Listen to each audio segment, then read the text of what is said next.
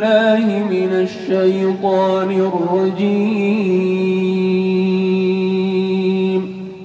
بسم الله الرحمن الرحيم.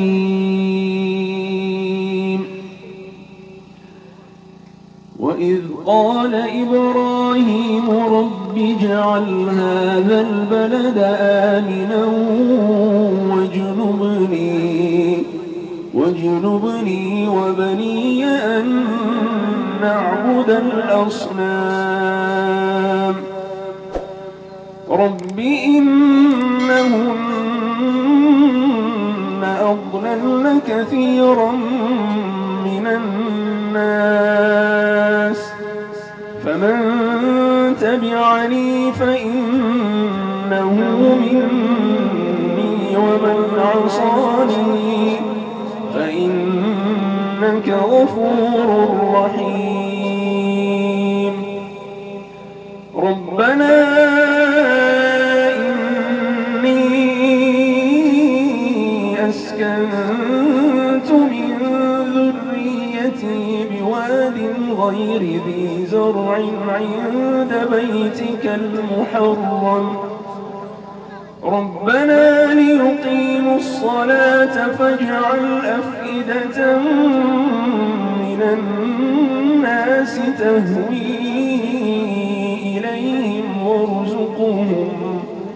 وارزقهم من الثمرات لعلهم يشكرون.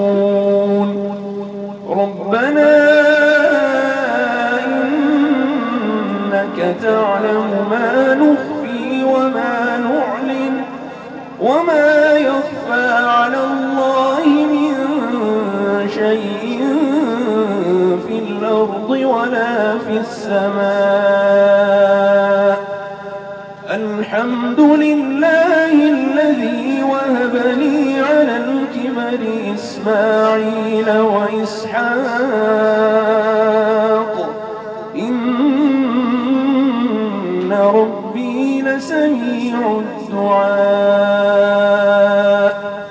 رب اجعلني مقيم الصلاة ومن ذريتي ربنا وتقبل دعاء. ربنا اغفر لي ولوالدي وللمؤمنين يوم يقوم الحساب. ربنا اغفر لي ولوالدي وللمؤمنين يوم يقوم الحساب. صدق الله العظيم.